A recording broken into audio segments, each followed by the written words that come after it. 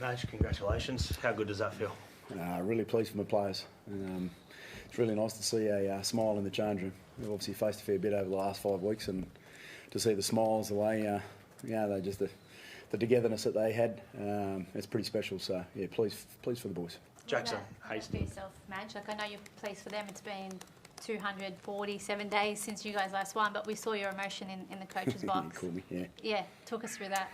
As I said, I'm just really pleased for my players. I've got a committed group here, and I continually say that. And unfortunately, I guess the last month with results probably hasn't sort of gone our way at times. And we talked about after the first round, and then the third round, the fourth round, we were very close in those games. Which it's a bit of confidence and belief in those games. Tip you to probably winning it. And obviously we've had a little bit of a tinker with the team this week, and someone like Jacko comes back in and adds to what Brooksy's doing, and I thought Brooksy was really strong out there with the players, along with Jacko, and even our leaders throughout the week have been very strong. So yeah, just pleased. I know it's only one win, but how much pressure does it relieve off Brooksy and yourself, considering the relentless headlines in the last couple of weeks? Well, we don't actually pay too much attention, to be honest, and I don't watch it, but I don't, because we know what we're building here, and the players, and I think Jimmy spoke about it last week when we sat there after the last game about what we're building and what we need to do to progress forward, our team showed exactly what they're capable of. We showed that in round one, but to come down to the wire like that, it was good to see that one went our way, and you take your belief and confidence off the back of that. But we also know we've got to roll back up in 5 days' time. We're doing it all again. You spoke about Luke, but obviously Jackson Hastings, you backed him. He's shown a lot of faith in you as well. You gave him the number 7 jumper. He delivered. What was it like for you watching him be impressive tonight? Yeah, he's had a fair journey, Jacko. It's nice to see. He's really sort of, I guess, matured as a player, and everyone knows his stories and those sorts of different things. But to be able to come up to the big moments like that and be able to achieve what he did, it was nice for him. He's obviously been through a bit, but those are the things that you want your players to stand up and take it, and he did that for us today. He probably could have got it 2 or 3 sets earlier, but he waited for the last moments. But look, even just to see the players out in the field together, that's the special part. So we've got to take the confidence off the back of that. So that's why you go after. The switch with Luke Brooks. Why did you have so much faith that would work? Because it looks like a masterstroke now. Well, I mean, Brooksy for however long has been bashed, and obviously everyone puts a lot of focus around the number 7, and they play a dual role anyway. So there's areas of the game that Jacko may take charge, but Brooksy's doing exactly the same. I just felt that it was the right time for Brooksy to have something a little different and a little bit of that chatter, I suppose, taken away from him, because we all know what he's very capable of, and he showed that there today in how he goes about his game and how he prepares, and he just turns up. But I thought the team got behind him really well tonight. It's a team game. And he's a part of the team that makes up the ability to be able to win a game like that. Considering he's playing so well, why did you go with the option to move him to 9 instead of Madden when our young Simpkin got hurt? I like Brooksy at 9 too. So he's pretty handy there. He's got a great pass out of dummy half, and his running game, as we all talk about.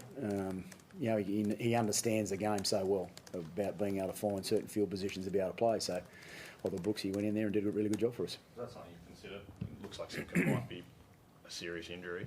I think he might be okay, I think, so, from what I've been told. So, yeah. That's better than we need a bit of joy at some stage, because we've had a few injuries over the last few months. What about Ken? Much? He seemed to go down. Was it a knee or? Yeah, he just banged his knee, but he was okay. And we had Luke Garner there, so Garner's has played in the centres for us and really capable. So I thought, we'd just make the change. Talk to me through Ken's week, because he was dropped, I think, initially out of the 17, and then he came back in on game day. What was it? What did you see that changed your mind there? I think it was just a bit of a reminder. I've known Ken for a long time, and I know what he's capable of. And sometimes, I guess, when you're going from week to week, you need a little bit of a reminder. And I thought he did a good job for us there in today's game. So sometimes every player needs a little bit of a push every now and then, and he can realise that, and he's taking his opportunity now. Imagine you've beaten a team today who's been up there on top of the ladder, they're a title heavyweight. How do you get that effort out of your team now every week? Turn up and do it all again. But the players know what they've got to do. That's the thing, and Jimmy knows what he needs to do with the team, and Miletus, they know what they need to do is turn up, in 5 or 6 days' time and roll around again. I know you'll make the selections that are right for the team each week, but Hastings at 7 and Brooks at 6. Is that something that you'll continue over the next couple of weeks? Yeah, well, it worked today, so yeah, it would be silly to go away from that. But as I said, they play a bit of a dual role anyway. So as long as they're running around with and showing what they did today, I'm happy to put whatever jumper on either of them. Just on that, they did look like they were quite in sync today. Was that pleasing to see? Yeah, well, you've got to remember Jacko hasn't been around for the last 3 weeks, so I saw that in round 1. So I knew what was going to happen when we brought him back in, and the connections between Brooksy and Jacko over the pre-season I saw straight away. So I knew, well, I was very confident that was going to be the case today, and it showed. James, what's the key to getting the same every week out of this side? the same every week out of this side to get that kind of performance? Yeah, Madge said it. You might have seen us up here, and Madge mentioned it up here a couple of weeks ago, and it was quite positive, and that's because we truly believe what we're doing in the week, leading up to the game. And I sat up here last time and mentioned it's just these little things that we've got to take from training to game day, that we've got to bring the connection together. So that's why we've been positive, because of a performance like that, and we knew it was coming because of the effort that everyone's putting in that training.